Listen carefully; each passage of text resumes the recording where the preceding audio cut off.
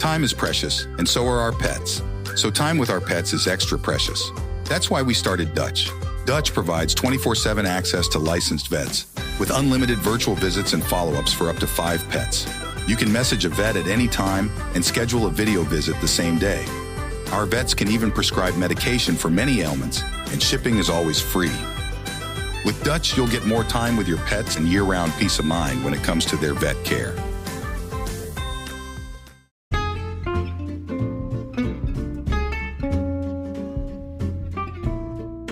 Hello, and welcome to It's a Fandom Thing. I'm your host, Erin Marlowe, and each week I'm joined by a panel of guests to discuss all things fandom and pop culture, primarily from a female perspective.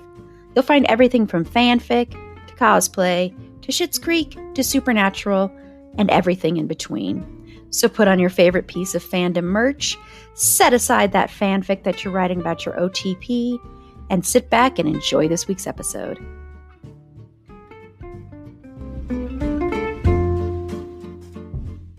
Hello, and welcome to It's a Fandom Thing. On this episode, we are going to be talking about something just so light and fluffy, and that is the topic of the portrayal of sex workers in media. This could be in film or television. My main focus is going to be on film. I'm not sure on Tiff's, though, so I will learn as we go. But let me welcome Tiff. So joining me this week is Tiff. Hello, Tiff. Hi. Hey. Hello. Hopefully everybody is ready to dive into this lightweight, fluffy topic. So fluffy, yes. So fluffy. And I will be giving, of course, some trigger warnings because we're talking about sex work. So trigger warning for sex work. This is going to be probably not as explicit as an episode we did years ago called Eroticism, Women and Eroticism. And we also talked about BDSM in media a long time ago, too. So this is kind of going to be like, we always, label our episodes explicit, but this one will definitely be explicit because of the topic. So we're going to be talking about prostitution. We're going to be talking about, strippers, strip clubs, erotic dancing. I don't know if sexual assault will come up. Actually, I do know it will come up. So sexual assault, drug use will probably come up. Misogyny, all that good stuff. So just know we're talking about sex work. So there's all sorts of triggers that come with that. And whether or not it's, good portrayals or not. So we are going to basically be talking about our feelings on how, well or not well Hollywood has done in representing sex workers on screen. And then we're going to talk about 3 of our, what we consider the worst portrayals, some of the worst portrayals. We're, of course, going to miss some. I will say caveat for me, I don't know if Tiff will bring it up because Tiff's not going to be on the episode. I will not be mentioning Pretty Woman at all in this episode because we are going to be doing a full episode on Pretty Woman next week. So I'll not be mentioning that one. But we will also be talking about, like I said, some of the best ones that we think as well. And that could be in film or television. I would love if they would feel comfortable. I would love to have a sex worker come on here, honestly, and talk about how they feel they've been portrayed in media. I am very, very, very sex worker positive. So just putting that out there, if anyone feels comfortable enough to come on here and wants to talk about that, I would love to hear that side because Tiff and I only know so much. So we are not in the industry. So I'd love that if someone feels comfortable enough to come on here at some point and talk about that. You can go and reach out to me through our website. It's a fandomthingpod.com. So Tiff, I know this is kind of like a duh question, but overall, do you think Hollywood has portrayed sex work in a positive light? And I said on here, I know the answer is no. So why do you think, I know I'm like, such a tough question here. So why do you think it has failed at that? Because I think from the beginning, Hollywood has been and was and continues to be a male-dominated industry. And only within the last, maybe let's say 15 years or so, has women-centric and women gazed film and television been a thing? You know, how often have we actually seen that? So men for millennia have weaponized women's sexuality against them. And doing that for millennia has given them the audacity and the absolute gall to put that into film, to put that into television, to put that on the stage and act as though that they cannot reach out to that community and actually see what it actually is about. There's a thing called consultation. There's a thing where you can bring in cultural experts, subject matter experts, in order to make things as accurately as possible. You know, if you make a movie about sports ball, my guess is that you're going to bring in somebody who's played said sports ball and have them on set so you actually know what you're talking about. So it maintains a level of accuracy on screen or on stage. So the idea that they will not do this for a film or television or a play about sex work is infuriating. And that's why the things that you have seen normally on film, on stage, on TV that have centered sex work and they're well done have generally been by a woman. It is extremely rare that it's done by a man because why are men? Essentially. And I say that as someone who is married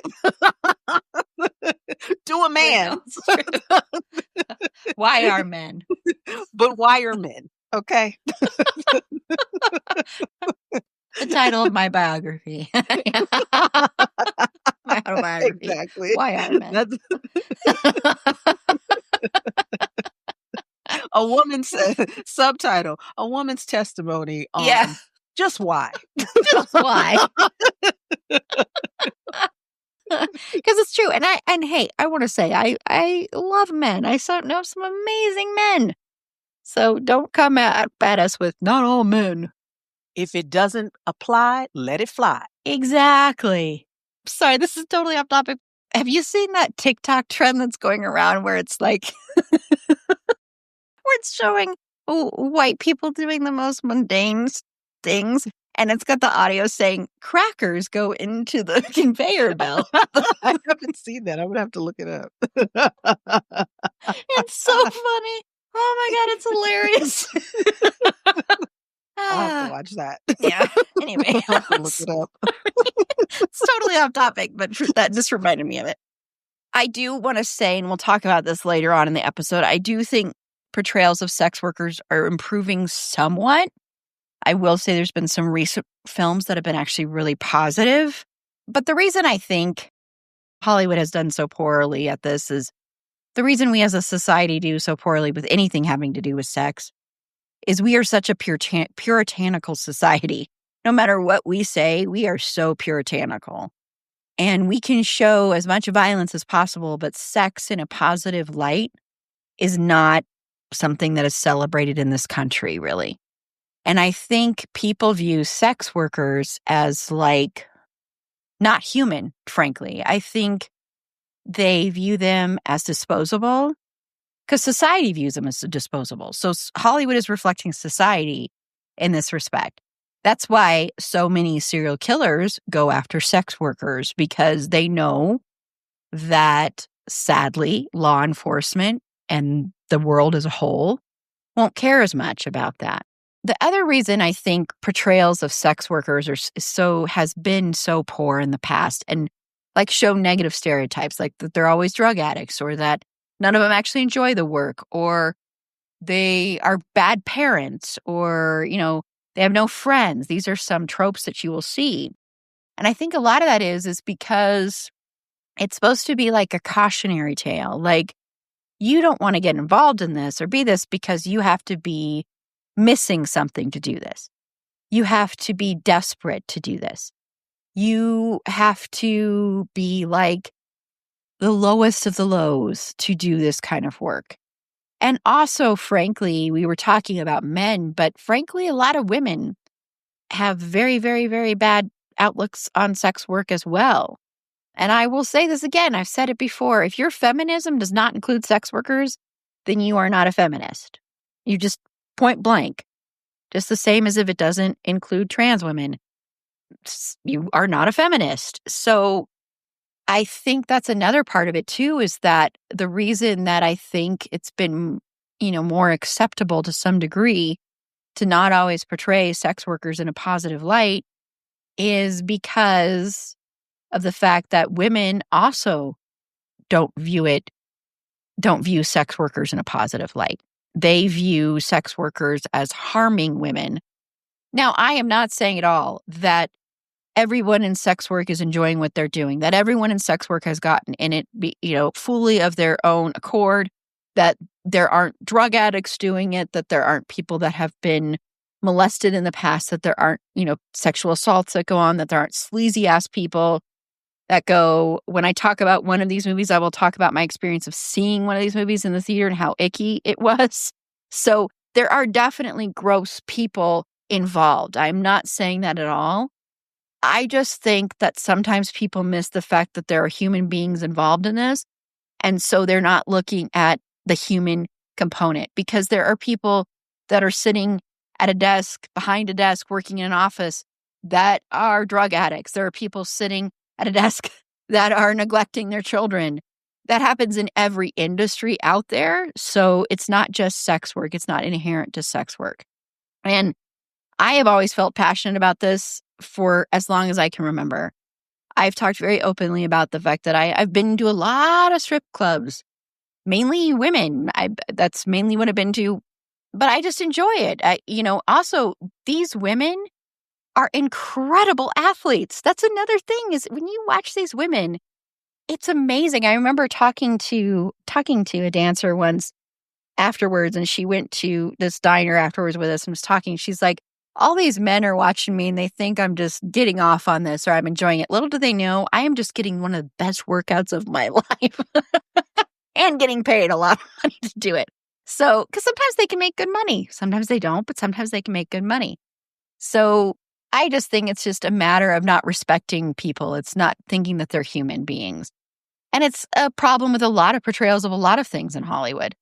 And this is just one of them. And I do think it's getting better. We will talk about, like I said, we'll talk about that more in depth later, because I do think even though it's getting better, I think there is a strong puritanical movement in this country right now that is terrifying.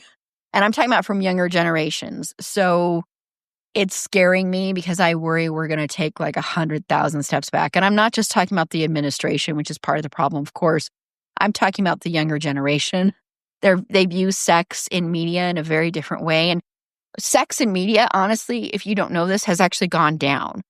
Like seeing sex on screen, that has gone down significantly. Okay, well, we're going to take a quick break. And when we come back, Tiff and I are going to list 3 of the worst examples, in our opinion, of sex work on film or television. So we'll be right back.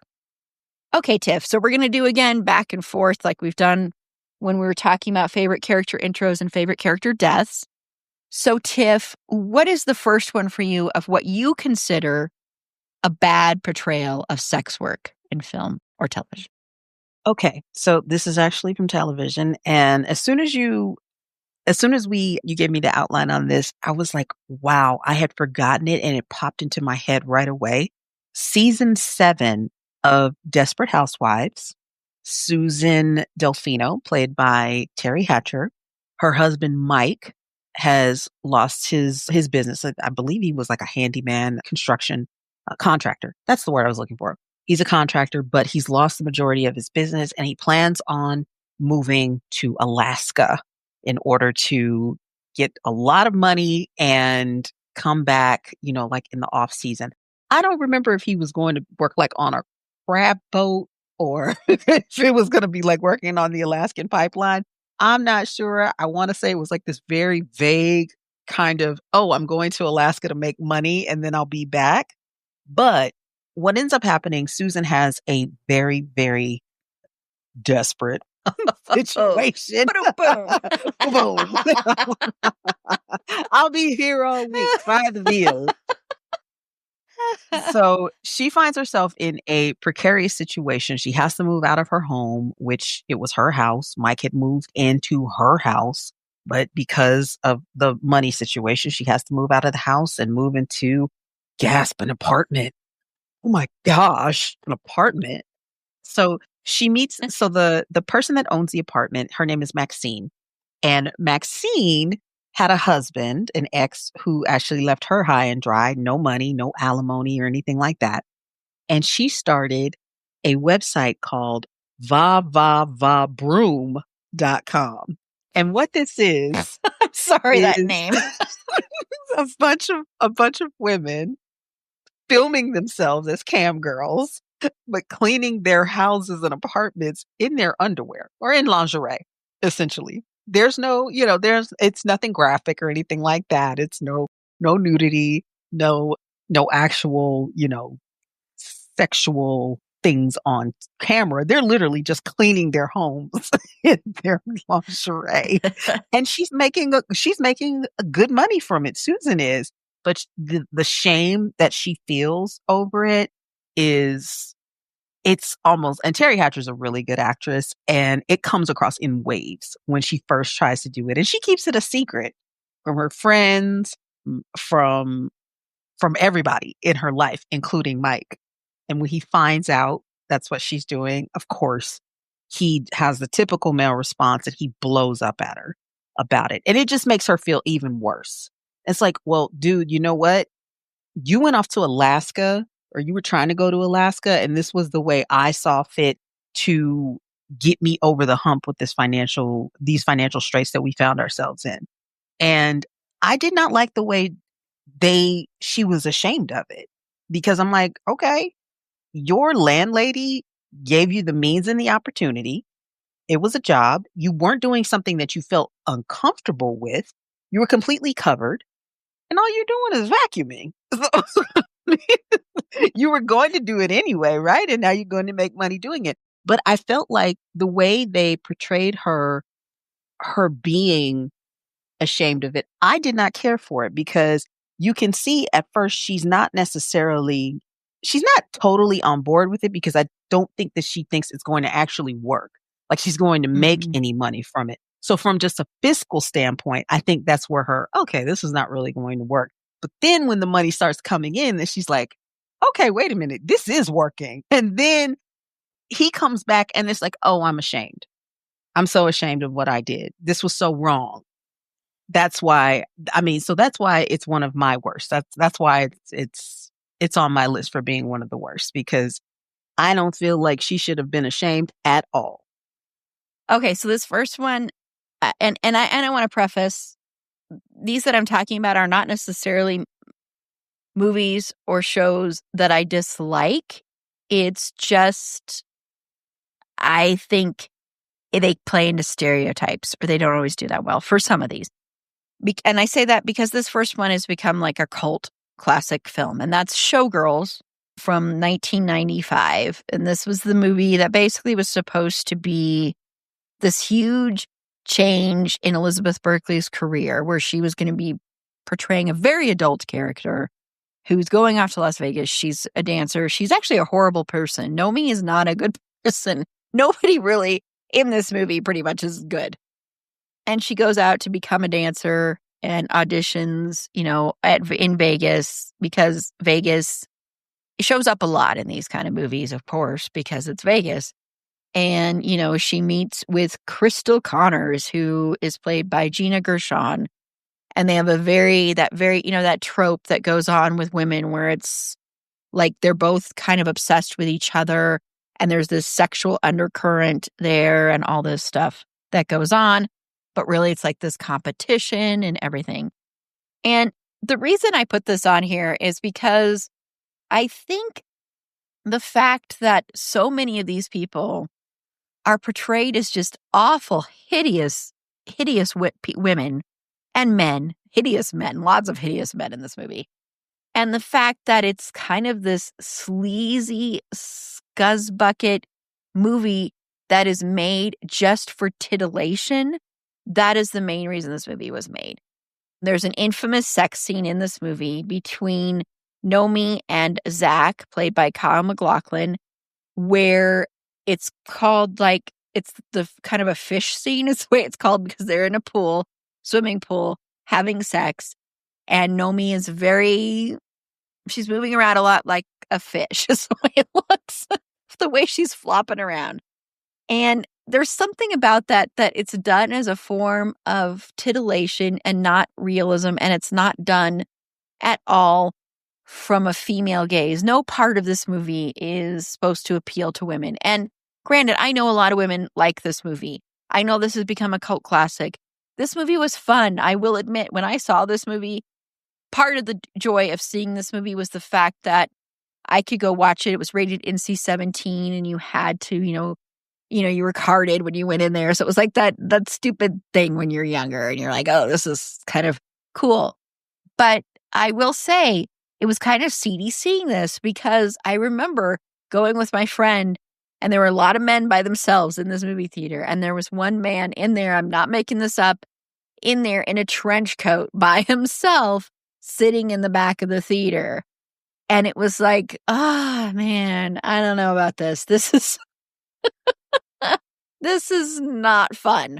So that's why it's on this list. I think it can be an enjoyable movie, but it's so disrespectful in a lot of respects. And the way it treats the one nice character in here who's nice to Nomi, gives Nomi a place to live. And of course, it's a Black woman on top of this. And she gets brutally assaulted.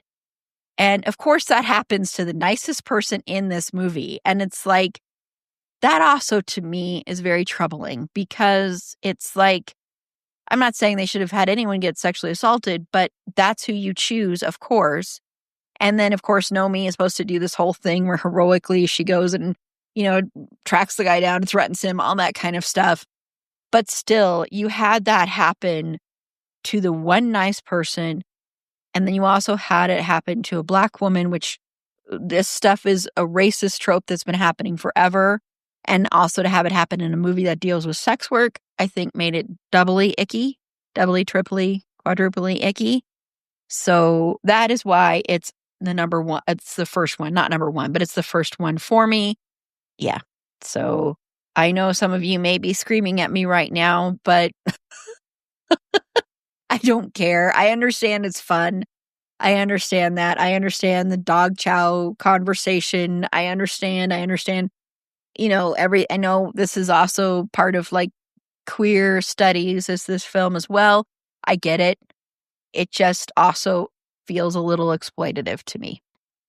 So Tiff, what's your next one? So my next one is Les Misérables. And I'm going with, and you can use obviously the massively popular stage production, but I'll go ahead and use the film depiction. And that was, of course, with Hugh Jackman as Jean Valjean, as well as Anne Hathaway played the very, very tragic Fantine, who this is actually linked to.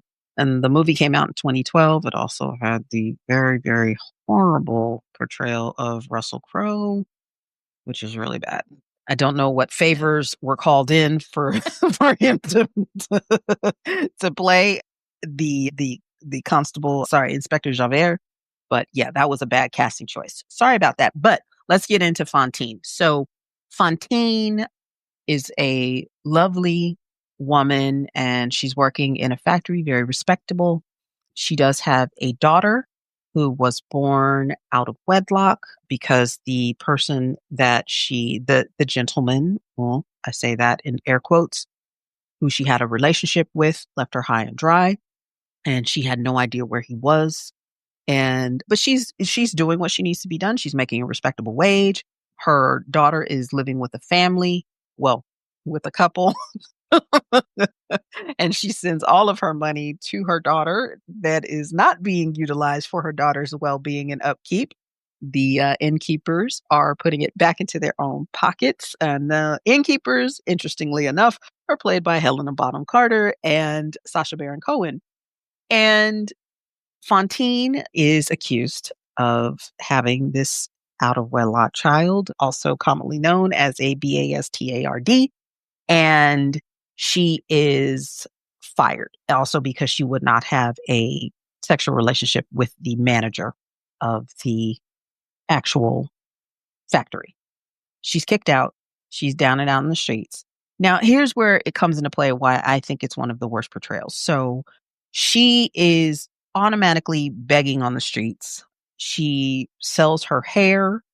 She sells teeth, which I have no idea why that's a thing. That's so gross. But there's a very close up of her teeth being pulled out. And I'm like, why? Why would anybody want this? I don't know if they're making themselves some dentures, but whatever. But the thing that I think that bothers me the most is that she did have some connections, I believe, that could have at least helped her with getting back on her feet. And this is supposed to be 18th century, or yes, 18th century France, because, obviously French Revolution times, and that was the late 18th century. So courtesans were very, very popular in France, and they made a lot of money. So she could have had her pick probably of very wealthy men at her doorstep. So the fact that they do this, and I know it's for the sake of the story, I get it, but it really bothers me that that's the trope that they went with from the stage to the screen, and that she ends up literally destitute and dying alone and starving, and I don't know, she had pneumonia. It's not really clear to me how she died, but consumption, let's just say that, tuberculosis. So it really bothers me that that's how, here she is. And I don't like the fact that people are like, oh, she wasn't a good mother. Well, she was actually a great mother because she did anything and everything to keep her daughter shielded from everything that she was having to deal with. But I feel like she had some additional options that could have been utilized, even if it kept her in sex work. I do feel like there were some additional options, but they were like, you know what? No, we're going to make her the most miserable, the most down and out, just to show you what this job leads down to, what this path leads to, which is death, essentially. That's what this leads to. It's death in the bottom of a ship somewhere, because I believe, or an alley. I forget where she died. I want to say it was on a ship, like a prison barge or something like that, but that sticks out to me. I think she was on a ship. I'm going to go with ship. If it's not a ship, I'm sure somebody will correct me, but whatever. Yeah. So I didn't like that. Yeah. And that's a huge trope that goes on with sex work portrayals, is that it is like this desperation, it's sorrow, everything's going to be miserable for you. All of that. Yeah, that's a big thing that happens a lot in these films. And sometimes that can be done well, but a lot of times it feels like that's the main blame, is if they hadn't taken that path, it would have been okay, or it would have been a little bit better, kind of thing. Yeah. My next one, and this is another one people may argue with me, but there's a reason I'm picking this one, is Robert Altman's film Shortcuts. And in this movie, Jennifer Jason Leigh's character, Lois Kaiser, is a phone sex worker, and she's also a mom, and she's married, and she's like, you'll see scenes. This part I appreciate. I will say I appreciate the fact that they are showing that people that are doing this work on the phones aren't like sitting there in lingerie and they're like, she's a mom and she will be doing housework and taking these calls and doing it very openly, and she's very open about it. Her husband knows about it. It's something that she does. But the reason I'm picking this is her husband, played by Chris Penn, her husband, Jerry, he does not like the fact that she does this, and it makes him very angry. And it is implied in the movie, very heavily implied, that the murders of several people in the LA area, because if you haven't seen this is basically like day-to-day lives of several people living in Los Angeles. It's like It came out in 1993, and there were a few years there where films were doing that, where you would see the intercut lives of different people in a certain area, and this was one of them. And it's heavily implied that he has killed and sexually assaulted a couple of women. And it is heavily implied that part of the reason he does this is because he's driven to this by the fact that his wife is a phone sex operator. And that's why it bothers me. I remember when I first watched this movie and how disturbing that character was in general, but how disturbing that idea was that even though I don't think that was Robert Altman's intent, I want to say, I don't think he was intending to paint her in a bad light or blame her. But the fact that they had to correlate those two just really bothered me, because it kind of put this negative light on something that actually, in some respects, was kind of a cool portrayal, because you didn't see, I don't know, you usually wouldn't see, if it's a sex worker and a phone sex operator, you wouldn't usually see them like being like a normal good parent who also, takes care of the housework and all that stuff. You'd usually just see them as like alone or something. So that part was good, but the negative part of the fact that this seemed to be showing that this is part of the reason that the Chris Penn character probably very likely brutally killed and assaulted these victims is what disturbs me about it. Because once again, it's blaming a woman, and on top of it, blaming a woman who's a sex worker on top of it. So, that's what bothers me. So that one is a mixed bag for me. But having that part in it is what really disturbs me. I can understand having it be where it is a struggle between the husband and the wife, where the husband is like, I don't know if I'm comfortable with you doing this. I can understand that. I can totally get that. But the fact that then it leads to violence and sexual violence on top of that is what bothers me. So, Tiff, what is your last one for worst portrayals? So my final one, and this might be slightly controversial for people that are who understand historical narrative, but it's called The Feast of All Saints, and it's based off of the Anne Rice book that came out in the late 70s. And it was a dreadful made-for-TV movie that came out in 2001.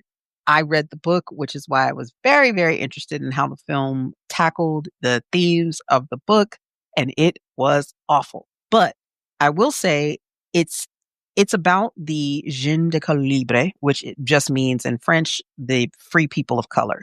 So there were a large subset in the 19th century, well, scratch that, in the 18th and 19th century of free people of color in New Orleans, well, in Louisiana at large.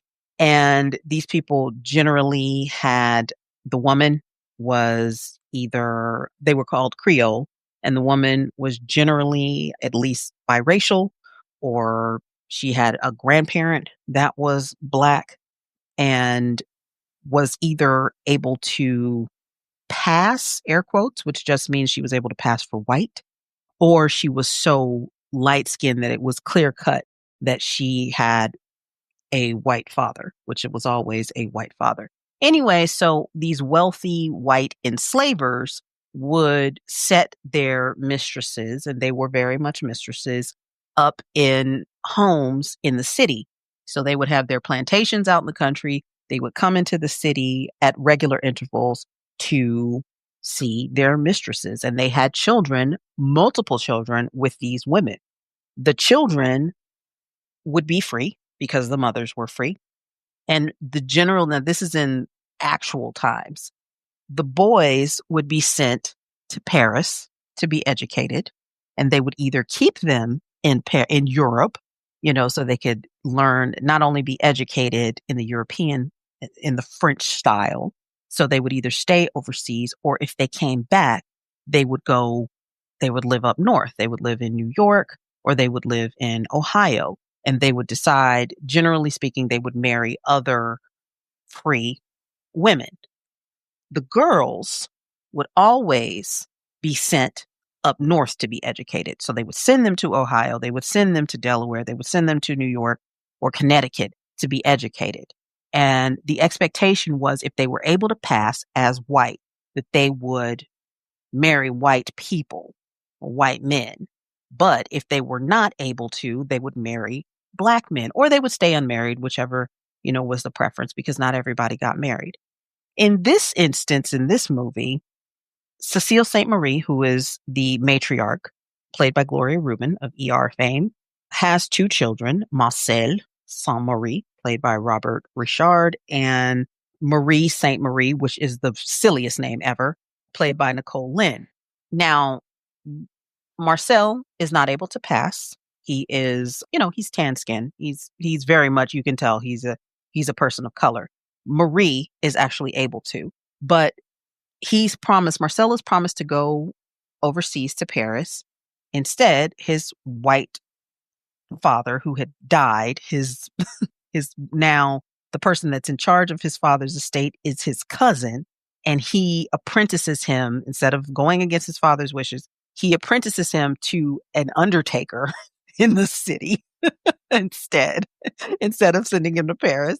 And then the daughter, Marie, is essentially pimped out to, several different, we want you to be the same thing as your mother, which is a mistress, to this man or this man or this man. And she bucks all of that and she marries a Black man instead, which really pisses off her mother, which I find interesting because in real life, those mothers who were mistresses would always champion their daughters to get away from the lifestyle. 9 times out of 10, they wanted their daughters to go up north to be educated, to get out of the life. They wanted to break the cycle.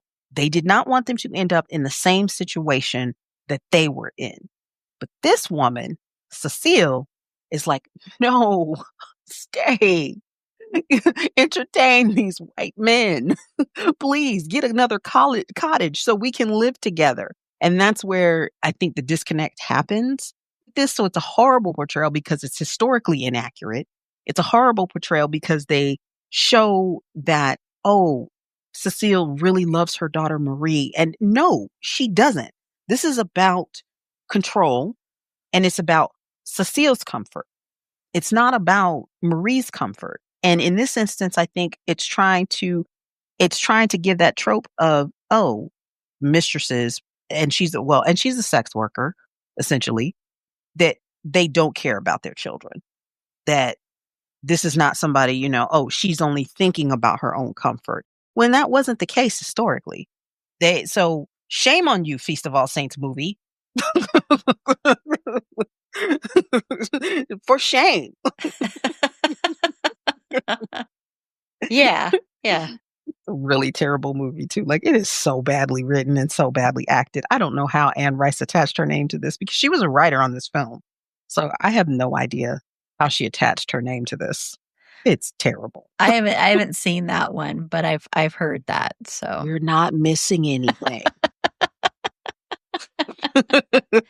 Yeah, but that sounds horrible. So it is. Yeah. Well, my last one is an Academy Award winning film, Leaving Las Vegas. Now, I'm choosing this because while I enjoyed this movie, this super uber depressing movie, which if you don't know what this is about, it's about an alcoholic who goes to Las Vegas to basically drink himself to death. And there he meets a prostitute, Sarah. And Sarah is played by Elizabeth Shue, and Ben is played by Nicolas Cage. And the reason I'm choosing this is because while it's an interesting dynamic between the two characters, because basically they strike up like a friendship almost, and the one thing they promise each other is they're not going to save each other from the lives they're leading. So Ben is not supposed to save her from her life, and she is leading a very lonely, isolated life as a sex worker and has a pimp who is very abusive, and she's not going to stop him from drinking himself to death. So trigger warning for suicide as well. So the reason this one bothers me is because with Elizabeth Shue's character, she falls into that trope of like sex workers are lonely and have nobody else there and don't have friends, and they're all alone and their whole life is sex work. And also there's the harmful trope. And once again, we're not saying this stuff doesn't exist in the real world, but the trope that all sex workers, all prostitutes mainly, have abusive pimps. And in this case, that's Yuri, played by Julian Sands. And so in all cases, the sex worker has this abusive man that she is basically, that's her only connection to the world. Sometimes they have a lot of times they'll be shown as having a very sexual relationship. Sometimes they'll be in a quote unquote romantic relationship, stuff like that. So I think this falls into that, where it's just two really depressed people that get together and continue to be really super depressed and no really happy outlets. And, you know, especially watching this woman who also, the other part about this that bothers me is it's another thing that leads into this woman, this sex worker, even though her relationship with Ben is a lot more complicated than just like a sex relationship or something like that, you know, so this friendship. And so I think it also though feeds into this that, you know, it's much harder for Sarah to keep her promise. She wants to save him. So it's another thing of this sex worker is also going to have that heart of gold and save the man from himself. So it's also that trope as well. So where her only purpose in life is to bring pleasure to men in various ways. So this may not be sexual pleasure, but pleasure of trying to pull him back from the brink of death. So falling into that. And I know this is a very beloved movie. It, you know, received, you know, Nicolas Cage won an Oscar for this. And I am not saying at all that it's not well made in some respects, but it's also plays into a lot of harmful stereotypes of sex workers and prostitutes mainly, because I think when we're talking about levels of negative portrayals of sex workers, and Tiff has mentioned prostitutes before, has mentioned a couple of those, and prostitutes are treated the worst of anybody else in these mediums. I think, honestly, when they explore male sex workers and male prostitutes in film, sometimes are treated better than their female counterparts are. You also don't see it portrayed as much, but you have, I think, more positive portrayals in that aspect. But I just think the way that Sarah is treated in this film is kind of gross and icky and plays into a lot of negative stereotypes that people have about prostitutes. So, yeah. Elizabeth Shue was fantastic, though. She's a fantastic actress, actually. She's such a good actress. She also can be very, very, very creepy. You know, The Boys season 1, back when The Boys was good. She loves to provide milk. Sorry. Copious amounts of milk. Copious. I know. Still one of the creepiest things ever in life. I know. Oh, man. Okay, well, on that note, we're going to take another quick break. Yeah. And when we come back, there are actually some good portrayals out there. I want to say there are. There were quite a few, actually, that I could think of, so which makes me happy. So when we come back, Tiff and I are going to give 3 of what we consider some of the best portrayals of sex workers in film and TV. So we'll be right back. Okay, so Tiff, time to turn to some good portrayals, some more positive ones. So Tiff, what's the first one on your list here? So I'm going to go in chronological order, and I was surprised that I could go back this far, but let's do Dangerous Beauty from 1998, and that is starring Catherine McCormick as Veronica, the lovely courtesan located in Venice, in Italy, and she is desperately in love with Marco, played by Rufus Sewell. Oh, late 90s Rufus Sewell. I mean hello, Rufus Sewell now. No, yeah. We all are in love with Rufus Sewell, okay? But him playing Marco in period dress with that dark hair and those eyes, oh my gosh, yes. Everybody's in love. But she is a celebrated courtesan, but she does fall in love with Marco. She keeps her side hustle while being in love with Marco. And of course, and here's the thing, she takes an instructional and educational tack toward being a courtesan. And I find that fascinating because she really takes these women, these married women of Venice, under her wing to show them this is how you keep your husbands interested. Now, is that the best way to do things? Not necessarily, but I see her as being almost like a sex therapist at times. I do like the fact that they lend this very professorial type of vibe to her. And there's one scene where she's in this drawing room, this beautiful drawing room of this very respectable Venetian matron, extremely, extremely respectable. And she is demonstrating how one eats a banana. And the banana is not bitten off until pretty much the entire banana is in her mouth. So I'll let you all do with that what you will.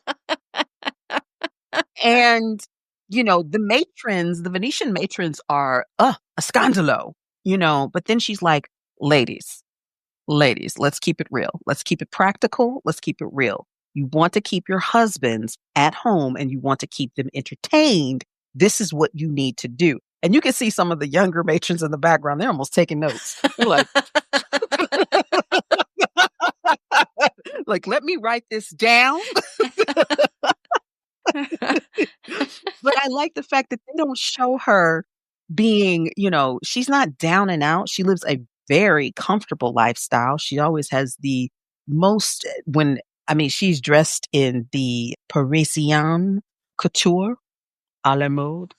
I'm just throwing out French terms. A la mode. A la mode with a little pizzazz on top, right?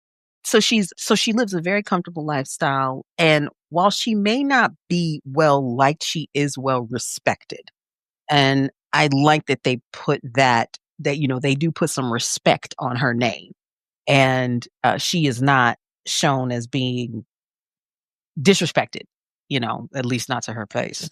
They might say things behind her back, but they're not saying it to her face. But really good movie. It stands up. And I think it's one of the best portrayals out there. And surprisingly, from 1998. Yeah. So, yeah, very solid. That's a good one. Yeah, that's a good movie. I tried to go deep. Yeah. Great. It's a good movie, too. It is. Good selection there. I haven't watched that movie in ages. Now I want to go watch that movie. So I'll have to see if it's streaming somewhere. Yeah.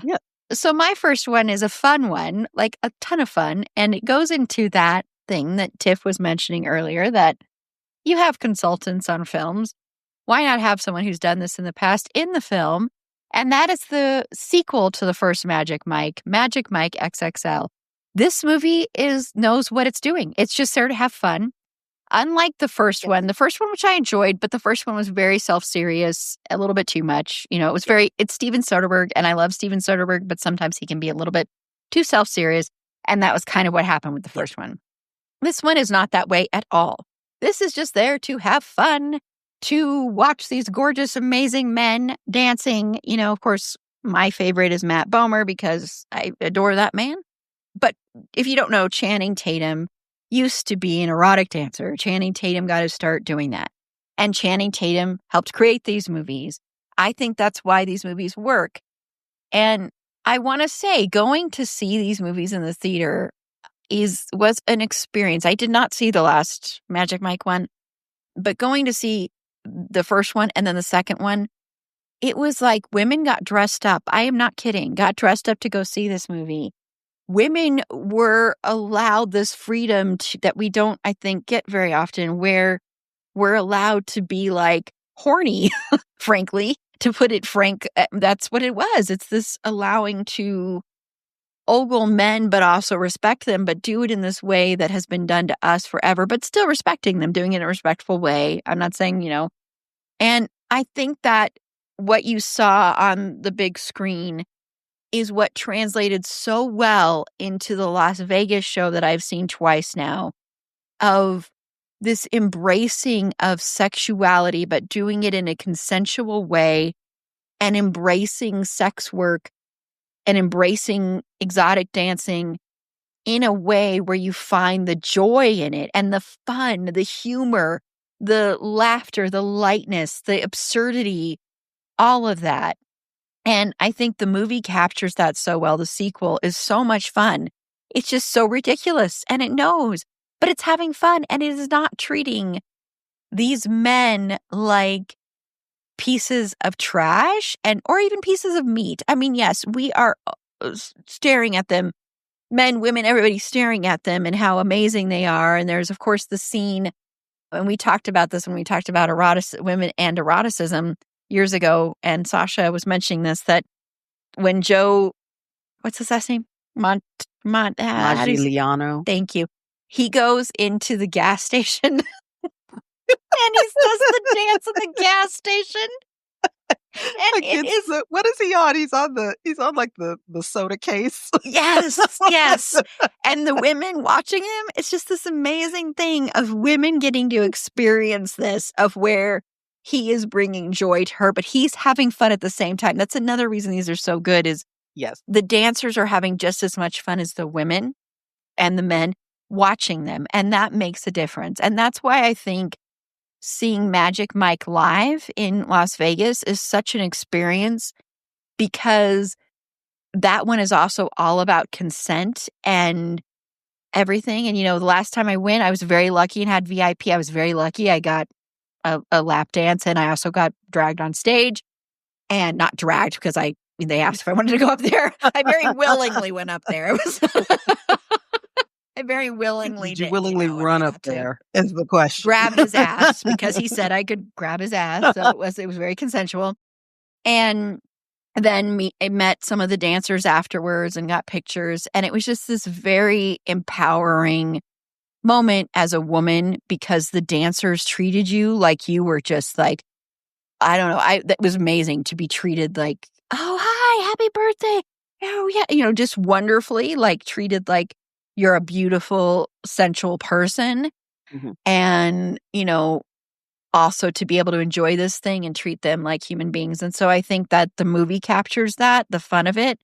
And I think it translated into a real life thing, which I think makes this doubly better, honestly. Right. So once again, I'm promoting going and seeing Magic Mike live in Vegas if you ever get a chance, because it is so much fun.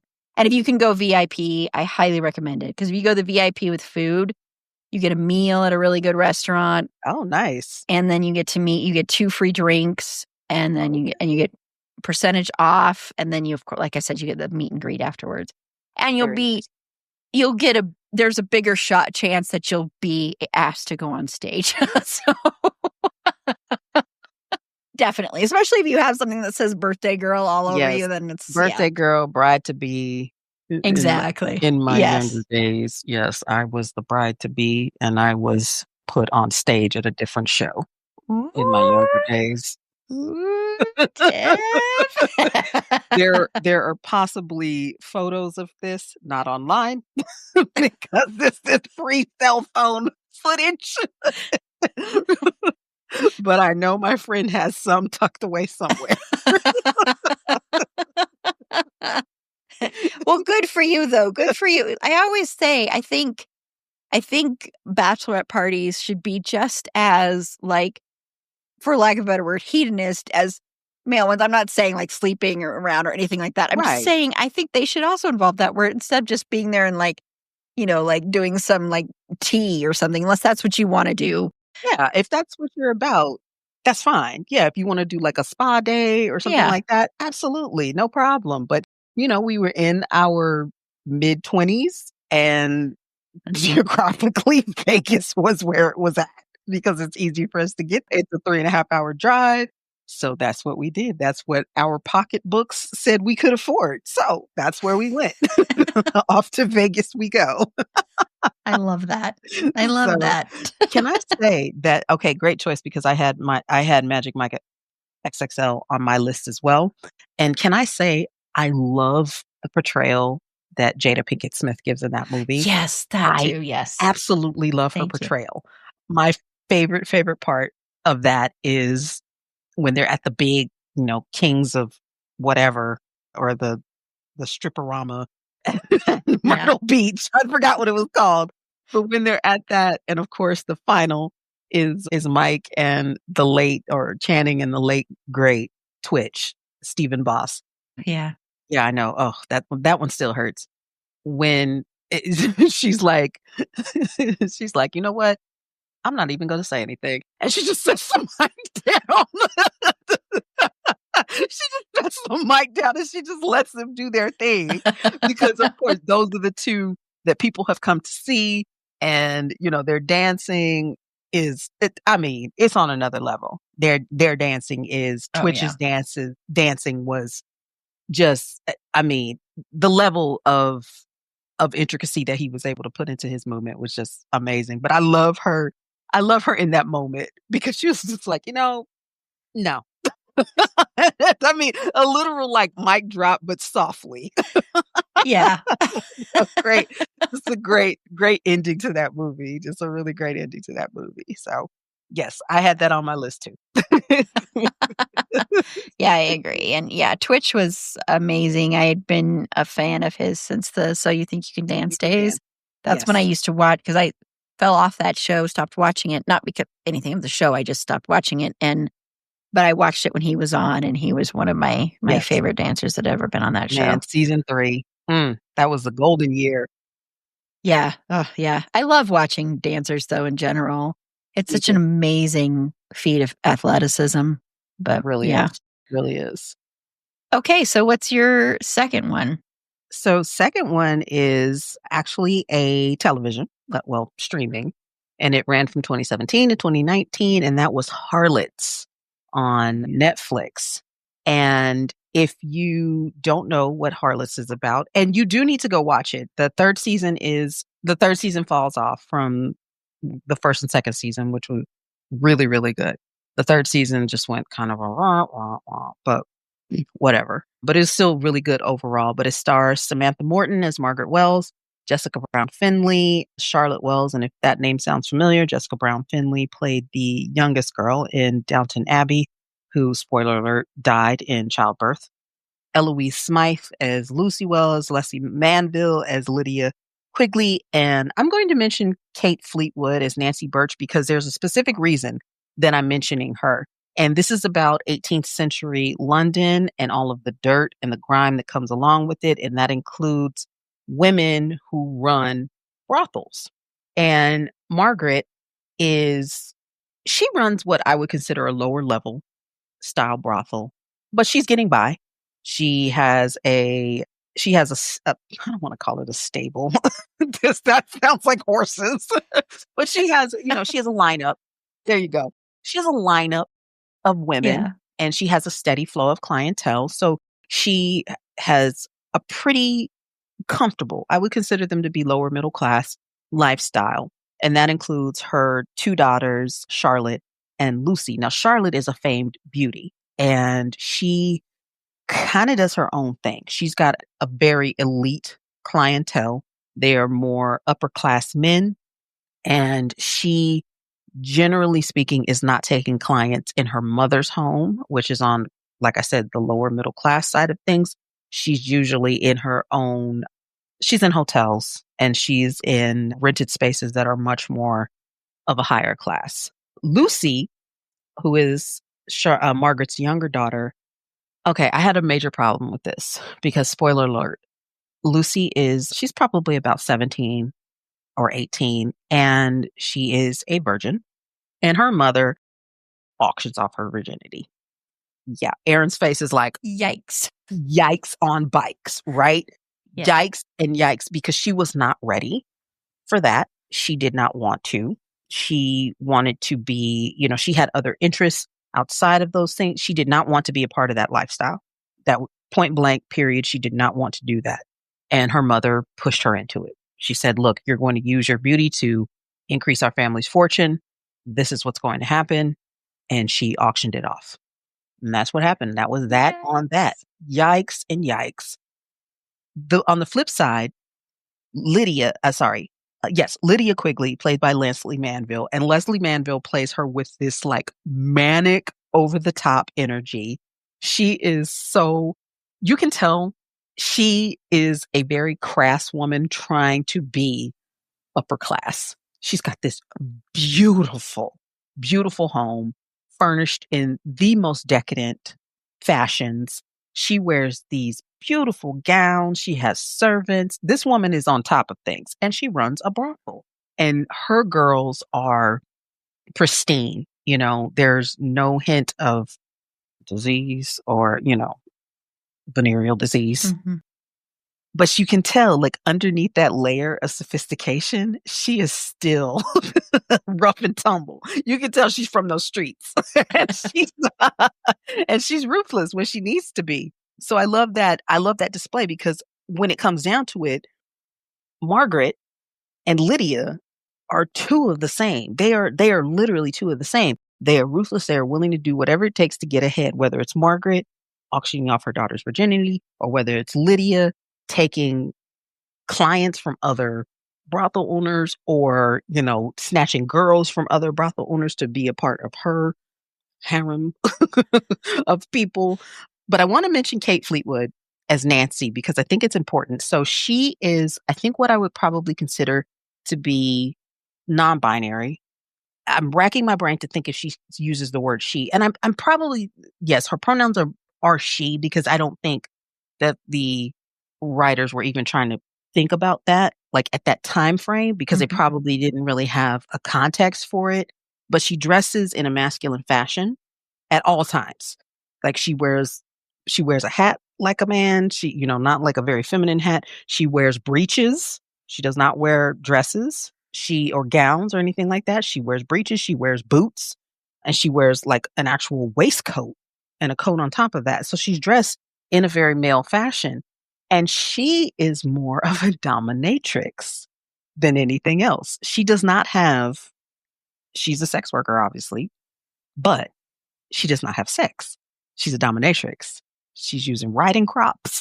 She's using floggers and she is getting it in. Like you could tell she's working out some of her frustrations on her clients.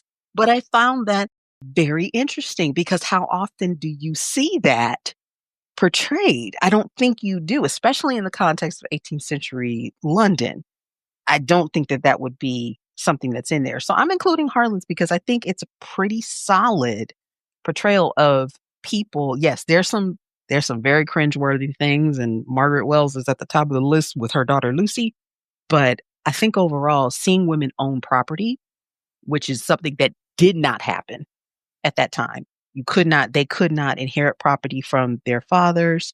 They weren't supposed to be able to hold property, so they had to like put them in shell companies essentially in order to own things. Mhm. So seeing women run businesses, even if they were brothels, I think was really a strong choice. So good job, harlots. Good Yeah, job. and I think actually during that time and certain time periods, that was actually one of the only things that women could do hmm if they were gonna own Exactly. businesses was that. Yes. So, yeah. Yes. Absolutely.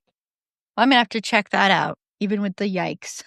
Yeah, even with the yikes on bikes, yes, I will say that I think that it is I think you'd enjoy it. At Yeah. least the first 2 seasons, I think you would. Like I said, season 3 ran off the rails because I think they were trying to figure out how they were going to go what storyline they were trying to kind of focus on, so it Mhm. kinda blew up in their faces, but overall solid. Yeah. Okay, well, I'm gonna have to check that out. So good selection there. Okay, well, the next one I am gonna go with is a very recent movie, and Emma Stone won her second Oscar for this. She shouldn't have been the one that won that year, but putting that aside, even though she was good, and that is the movie Poor Things. Now, this movie is so sex positive and sex positive for showing a female character enjoying and loving sex and seeking it out. Now, this is kind of a take on the Frankenstein tale, if you haven't seen it. And I'm very mixed with the filmmaker and his movies, but what I enjoyed most about this is the fact that, Emma Stone plays this character that was created after Willem Dafoe loses his daughter, and this is supposed to be like a replacement for his daughter. So he creates this character, and then she meets this Mark Ruffalo's character. Mark Ruffalo is so good in this movie, but he's such an awful, awful person. But she meets him, and he's one of the people that helps her discover sex. And he is in love with her, but he really doesn't love her. He wants to own her. And she kind of runs away, goes off on her own to live in the world. And she ends up working at a brothel. And she loves it. She has not a second of like, I don't want to do this. This is what she wants to do for a living. And that's what I appreciate about this movie, is even in the end, at the end of the day, she wants to still do that. And it's her choice, and she enjoys it. And she's doing it for the sheer pleasure she gets out of having sex, and out of having sex with different partners, various different partners, and not just one. And there's not a second in this movie that the movie is ever slut-shaming her or looking down on her. I don't think Yorgos Lanthimos is ever doing that in this movie. Mark Ruffalo's character, Duncan, is definitely doing that, but that's because that's his character. But that's what I appreciate about this movie. I know there are controversial aspects to this film. I get it.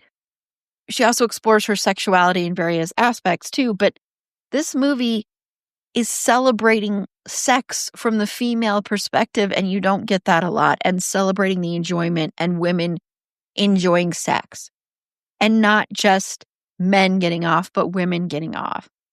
And, it's very, very sexually explicit, so heads up on that.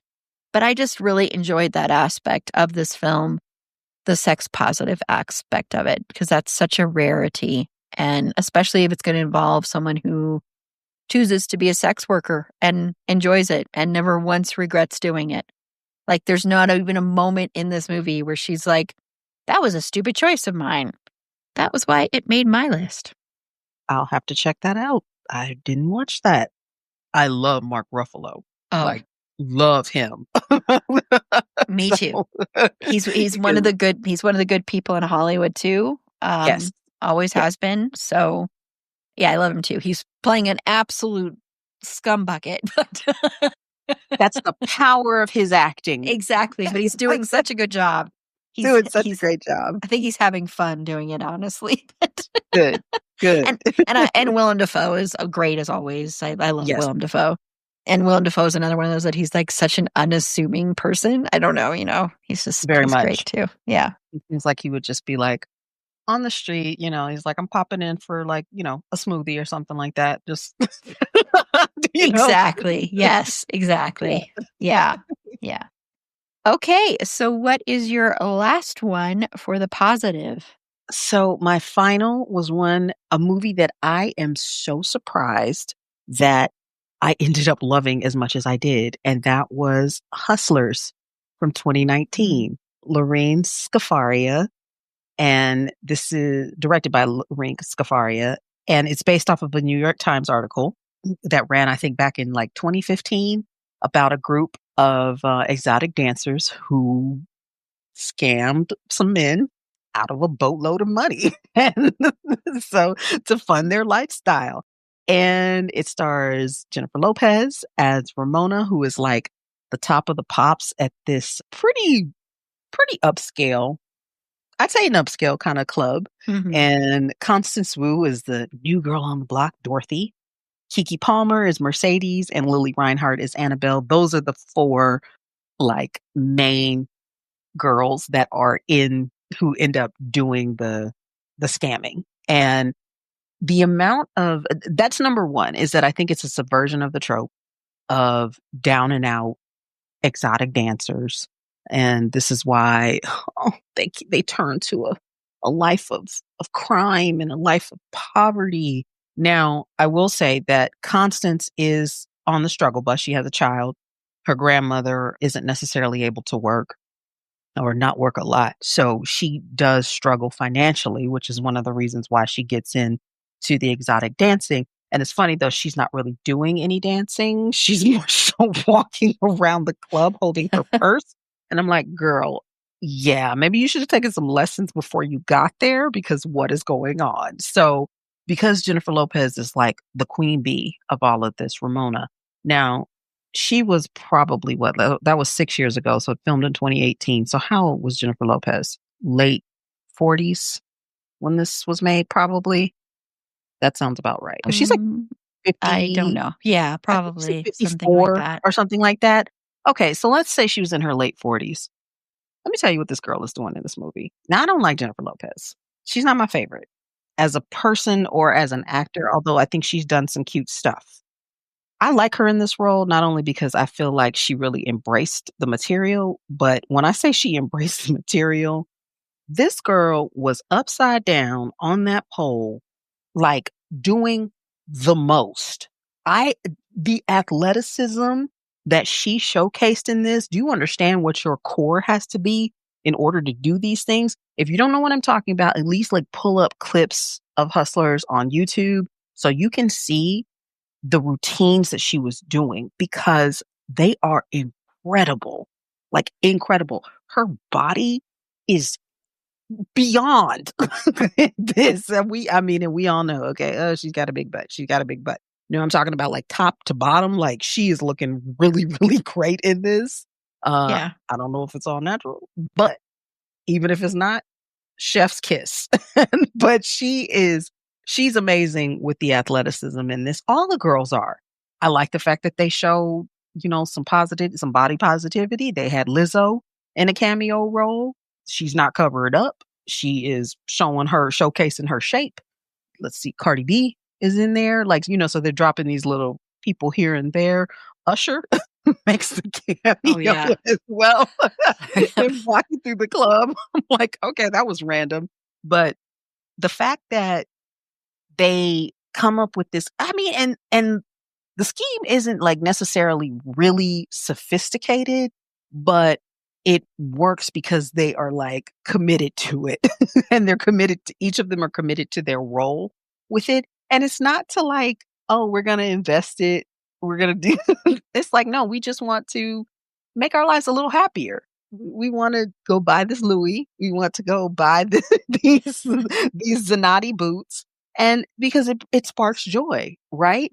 It's not about them trying to get out of the lifestyle.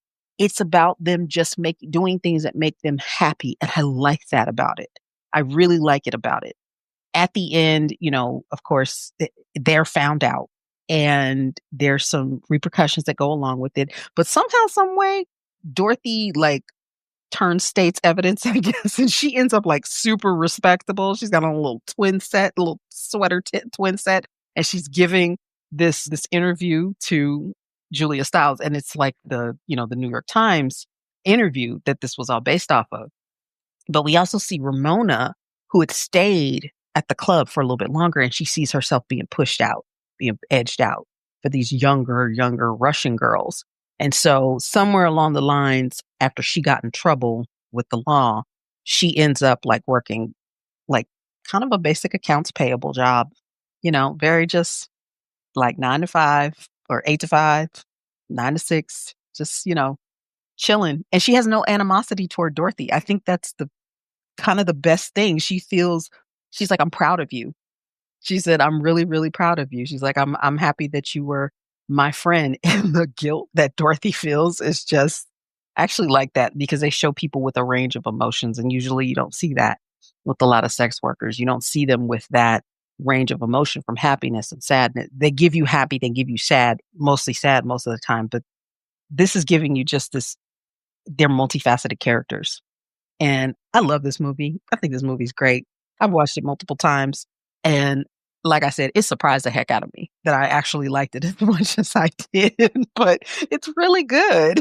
It's super good. Yeah, no, I agree. It is really good. Yeah, totally agree with that one. Well, my next one may be a shocker to people, because this might not be the first one that you would think of necessarily as far as in a list in this, because this aspect of the character is one of the least important parts of the character, which might be why it's on this list in a way. But that is from the movie The Menu from 2022. And that's Anya Taylor-Joy's character, Margot, who she is an escort. And the reason I'm putting her on this list is because she is the hero of this movie. Spoilers if you haven't seen this. And she is never treated by the film, at least, not necessarily by people, but by the film, as less than. She is very smart. She is someone who never talks necessarily down about her job. She is very human. She's one of the most human characters in this movie. And she ends up, spoilers for The Menu. If you haven't seen The Menu is a fantastic, fantastic movie. Absolutely spectacular film. Can't recommend it highly enough. But she ends up the only one who gets away and survives everything and gets the best meal of the whole movie is a hamburger that she gets made for her. And so she's the more down-to-earth one who is not all about capitalism, because this movie is definitely talking about capitalism and status and all of that. And she's just, once again, a sex worker that is not portrayed in a negative light. And she is the character that you're rooting for, but she's not painted as this like perfect, unrealistic character as well. And that's why I chose her. And I want to say, I was really shocked at how many I had to choose from for the positive. That really, really struck me when preparing for this, was that I, had a few that I was like, okay, I'll have to just last minute choose between. So yeah. And I mean, like, none of us mentioned Nora. That was on my long list of potential ones to mention. There are a bunch of others too. A lot of people talk about Midnight Cowboy as being a positive one. None of us talked about that. I do think that's a really good film. I just don't always like to talk about Jon Voight. I did my talking about him this year when we talked about Anaconda on Twin It to Win It podcast. So you can go. That's my fill of that man. That's one of my guilty pleasure movies. You know that? I know you chose that for us, and I don't know if you listened to that episode, Tiff, but I love it. So I'm like, Tiff is going to be so upset when she hears my thoughts on this movie. I knew you're going to hate it. That's why it's a guilty pleasure. But I understand it usually it'd be, but I get all, like, oh. But Jon Voight in that movie, oh my God, and his flippin' accent. I know. It's flipping 4 accents in that movie. Yes, God, he's so bad. He's so creepy. Bad. He's so creepy. Okay, well, for time, we're going to just quickly just say, and I think some of our selections actually kind of answer this, but Tiff, just briefly, very briefly, do you think portrayals of sex workers has improved over the past decade or so in media? I do think that they have. Like we said, we pulled, I went in chronological order, was able to find something from the late 90s, had things from, the 2010s as well. So I do think that they have become dependent on the consultative view that these directors and producers take.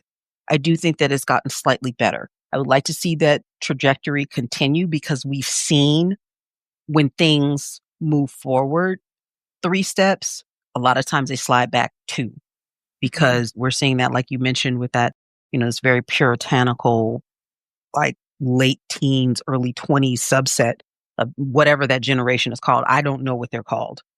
I think it's Gen Alpha. No, Alpha. I think it's Gen Alpha, which is just dumb, just stupid. And that's the way they act a lot of times. Yes. Just stupid. And yeah, I'm an exennial standing on my lawn, living my truth and saying, yeah, y'all are stupid about a lot of your opinions on media.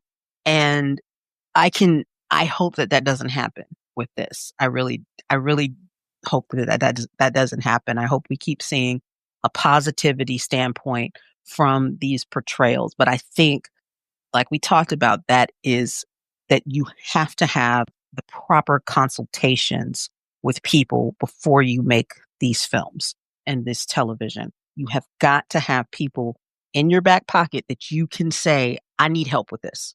What would somebody do in this situation?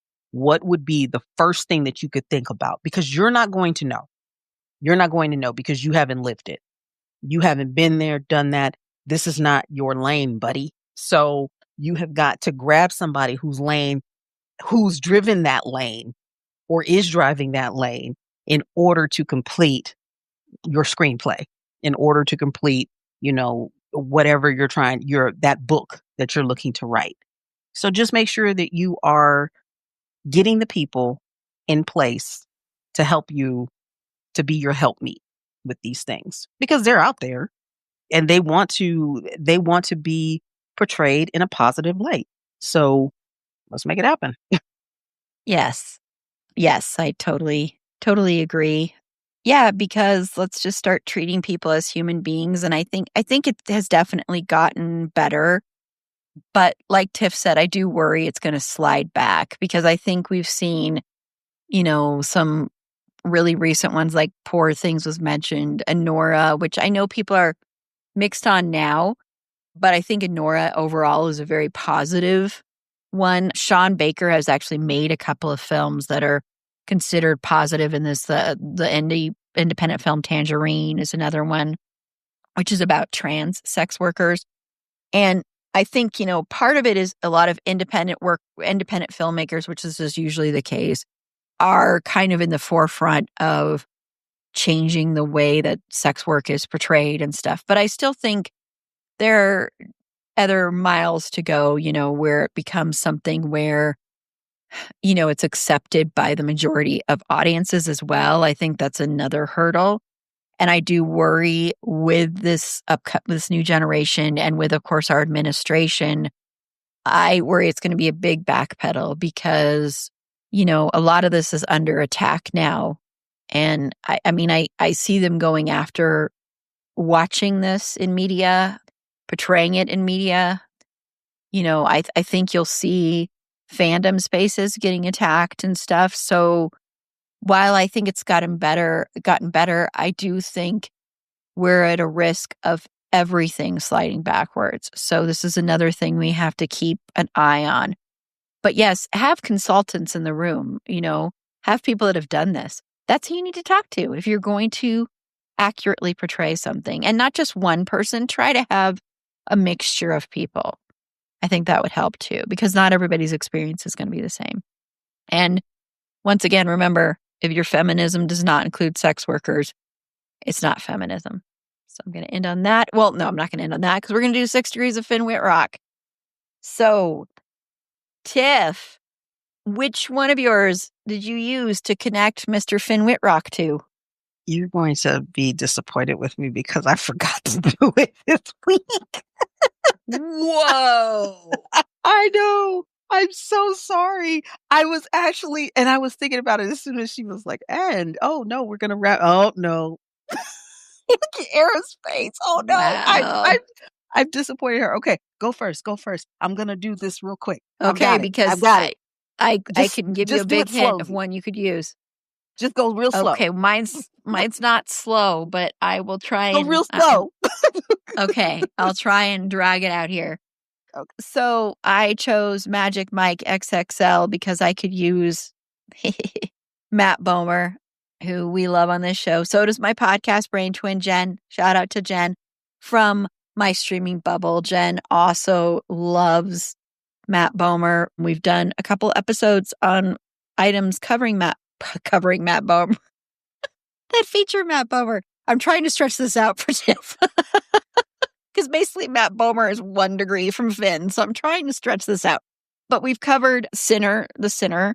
Matt Bomer was in the 3rd season of The Sinner. We have covered White Collar, which is getting a revival, should be out soon. I love White Collar so much. It's cheesy as all get out, but it's like a feel-good show. Oh, so Tiff has found it. Okay. And then also we covered A Normal Heart, which also featured Finn. And of course, they were in American Horror Story together, but I decided to just mention A Normal Heart. So I took the easy way out, of course, 1 degree. But hey, there you go. So I also could have used 1 degree with Emma Stone, because Emma Stone was in La La Land and so was Finn. So there you go, too. Okay. So Tiff. So I used Miss Kiki Palmer, who was in Hustlers. And she was in Cleaner with Ed Harris, who was in Downtown Owl with Finn Whitrock. Ah, yay. Yeah, because I was like, if you didn't come up with one, sorry, go ahead. I know. No. That's just my fault. That's my fault, because I was like, I'm so interested in this subject. I was like, yep, I have so much to say. And then, yeah, it just blew over my mind. It's okay. We're back. We're back.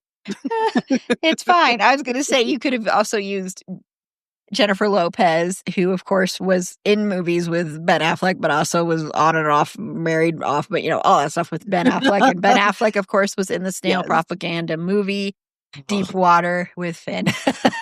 Snailaganda. That's snail propaganda film.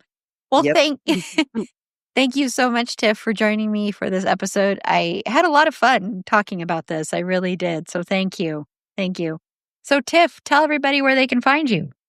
So I'm on the interwebs at Who Is Tiff Is Me, mainly on the Discord channel with the It's a Fandom Thing pod crew. And that has all sorts of things: pets, movies, television, theater, politics, distractions. It's a lot of fun. Just come through and say hi. Awesome. Thank you. And Fergie the dog is too young to watch this stuff, even though she watches horror movies. She's too young to watch these movies we've mentioned, although she'll probably be watching Pretty Woman with me. What am I talking about? But she is a funny dog. And she's the main reason Tiff is going to try and come out and visit me is Fergie, not me, Fergie. But I get it. But you can follow her on TikTok at Schroeder and Fergs. That's SCHROEDERANDFERGS. It's long, but it's worth it. To find all our past episodes and a link to our Patreon, where for as little as $3 a month, you get bonus content, you get ad-free episodes, you get episodes a day early. We also covered the menu a while back. Tanya and I covered that, so you can listen to that episode as well. So I briefly mentioned that. We go into great detail in the film.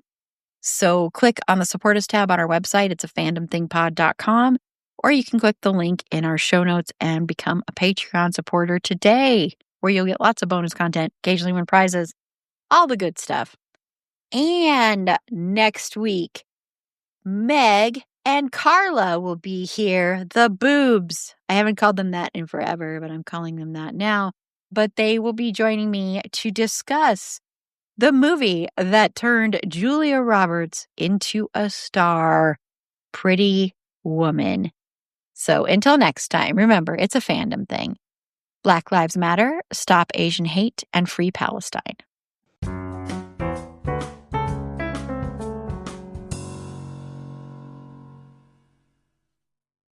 Back to school means back to cozy. Whether it's a dorm room, an apartment, or just getting ready for a new school year, Minky Couture blankets bring comfort to the campus.